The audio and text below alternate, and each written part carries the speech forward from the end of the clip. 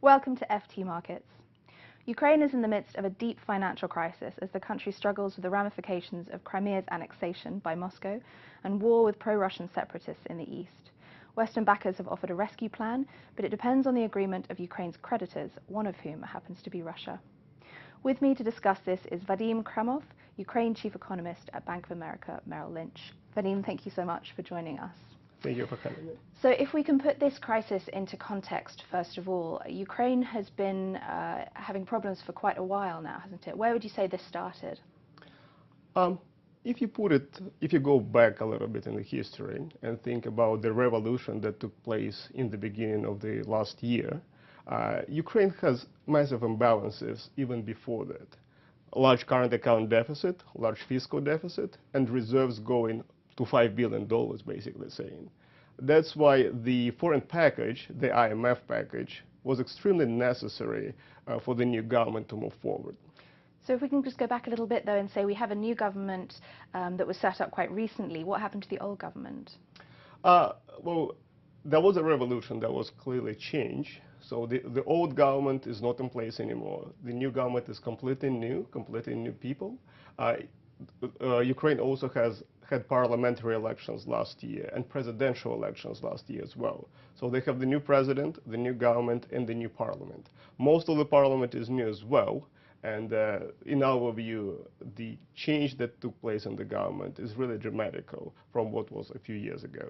So you've got economic problems, you've got political upheaval, and now you've also got this debt crisis that's coming. If we look at the first chart, then we can see that the prices for Ukraine's debt have plummeted over the last year. Why is this? Why are investors so worried about Ukraine's debt? Well, the major concern is clearly that Ukraine doesn't have cash to pay by itself. Ukraine's reserves were only $5 billion about a year ago when the IMF program started. The situation got much worse, and IMF about 6 months ago decided that debt restructuring is necessary. That's why bond prices went from basically 100 cents per dollar to 50 cents per dollar at the lowest levels of about 40 cents per dollar. So everyone knows that debt restructuring will take place. It's already officially announced. It was part of the IMF conditionality for Ukraine. The major question is that on which terms the bondholders can agree with the Ukrainian government to restructure its debt. So at 40 cents a dollar, that's a clear crisis signal, and that means that investors don't think they're going to get back all of their money. Although we have seen the prices rise ever so slightly recently. Is that because a deal is in place?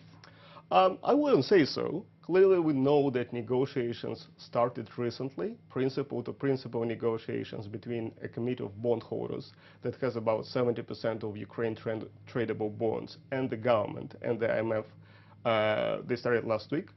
I think they will continue for a little bit before we know any news. So far, these signals were positive. At the same time, bond prices started going up for different various technical reasons primarily. Some people think bondholders can get a good deal because bondholders offer the cash relief so far. But the Ukrainian government is demanding relatively large face cuts. So if we look at our second chart, then we can see what's happened to Ukraine's currency against the dollar. And it's the same story where we've had this dramatic crash in February, end of February, beginning of March, and then things have improved ever so slightly. But you would say that Ukraine is not out of the woods yet? We don't think so. I would say currency devaluation is one of the major reasons for crises in many countries. Every time there is a major recession or military conflict, currency is the first line of defense that country has to let go instead of spending reserves. Ukraine's hryvnia lost about 75% of its value since the last year. And that was one of the major reasons why external debt, which is mainly denominated in US dollars, exploded massively from 40% of GDP in 2013 to about 100% of GDP currently. So currency crisis is one of the reasons for the debt crisis. Situation is normalizing now, mainly because Ukraine has relatively tight capital controls, which will be in place. If you loosen these capital controls right now, currency will experience additional pressures again. So it's normalized because the government have put in place emergency measures because there is a crisis. It's not because things are looking better at the moment. It is still a major recession. So economists expect from -8 to -10% GDP recession this year.